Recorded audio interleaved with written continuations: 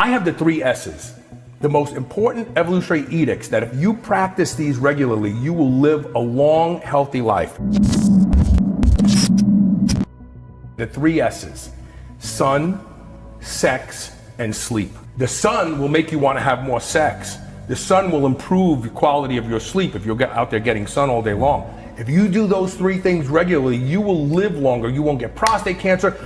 There's evidence that women who have sex more often and their partner actually ejaculates in them don't get fibroids, they don't get uterine cancer. I mean, guys who have more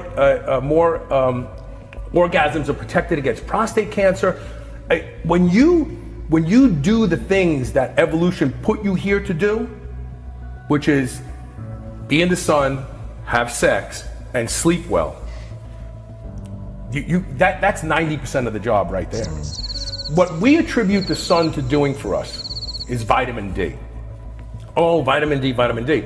So they get that because of epidemiological studies show that people who live closer to the equator don't get heart disease, they don't get this, they don't get cancer, they don't get it. So we just say, oh, it's the sun, it's vitamin D. But a lot of research has let us down. It's like vitamin D doesn't play out when you supplement it. It doesn't seem to confer those same benefits. Well, the most overlooked thing about your skin is something called the melanocortin system. It produces 5 different hormones, and every cell in your body has a melanocortin receptor on it. And the melanocortin system is responsible for libido. That's a big one, because anything that improves libido, you're getting healthier. Right. Because that's evolutionary edict number 1, have lots of sex and lots of children before you die. And really the rest of it is diet and sleep. It really is.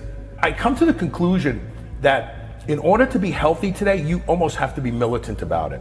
Because there's so many people pulling on you. Oh, come on, you can have pizza. Come on, you can go out and have a few drinks, come on. And I almost think that they want me to do it, not because they think I'm missing out, but then it kind of makes them feel less guilty for what they're doing. Yeah, of course. You know? Let's go deep into those, the 3 S's, that's really strong. So how much sun are you getting? I lay in the sun as often as possible, sometimes just for 20 or 30 minutes. When we talk about sun, everybody thinks it's got to be like Tahiti weather. No, the sun coming through the clouds confers a benefit. And I always get out there and take my shirt off. I just make sure that I get that light on me. And then, of course, I use Melanotan 2 to fill in for when the sun isn't there for months at a time.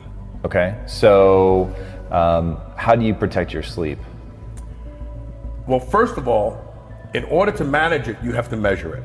Get some sort of an app. I use a product called Sleep Cycle, and if you use it with like a Fitbit, you can actually see how low your heart rate. I mean, my heart rate goes down to 40 beats per minute in deep sleep. Wow. I mean, the first time I saw that, I was shocked. And so once you get one of these sleep apps and you see how you're sleeping, then you can start to do things that improve sleep. Usually about 7 p.m. Don't eat 3 hours before bedtime. That's a big one. If your body is playing host to digesting food, the factory is open. You're not sleeping well. It's busy, it's doing things, right? If the food is past the initial digestive phases and moving into the small intestine and soon the large intestine, which is what happens within that 3-hour window, right, your body is now on coast. It's not working as hard. You could get into deep sleep. In fact, if I have a meal late at night for whatever reason, I'm being sociable, and I go to sleep an hour and a half, I don't get into the deep sleep that I normally do. So if you're one of these people who wakes up at 2 or 3 a.m. in the morning all the time, 3 to 5 grams of an amino acid called glycine, Glycine. If you take glycine right before bed, you'll sleep all night. Why? Because glycine is a glucogenic amino acid. It can convert to glucose through gluconeogenesis, but it doesn't do it quickly. It won't kick you out of ketosis if you're one of these people who wants to stay in ketosis. It'll only do it on demand, and it'll only raise blood sugar enough to keep you sleeping. It won't send you into a spike like you just had a meal.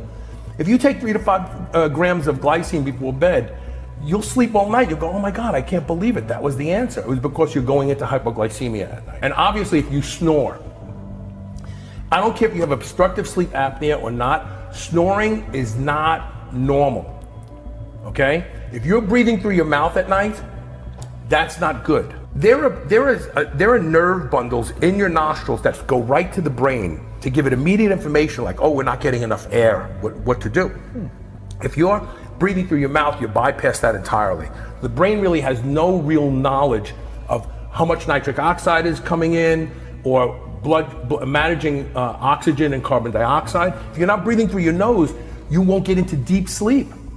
So I'm a huge proponent of taping your mouth shut. If you are somebody who your partner says you snore but it's not bad, and you don't have a deviated septum or something to worry about like you're going to smother if you tape your mouth shut, or you are a full-blown snorer, start taping your mouth shut. Just get surgical tape. Put a couple strips. You got to shave because it won't stick otherwise. Put a couple of strips across your mouth and try sleeping. You'll find out that once you get past the fear of sleeping with your mouth taped, you sleep so much deeper. Think about it. Babies, right? Young kids, they fall asleep on picket fences, right? As we get older, it's like sleep becomes more elusive. It's like, man, I just wish I could get a good night's sleep. I wish I could wake up and feel good in the morning. So sleep is a big, big, big one.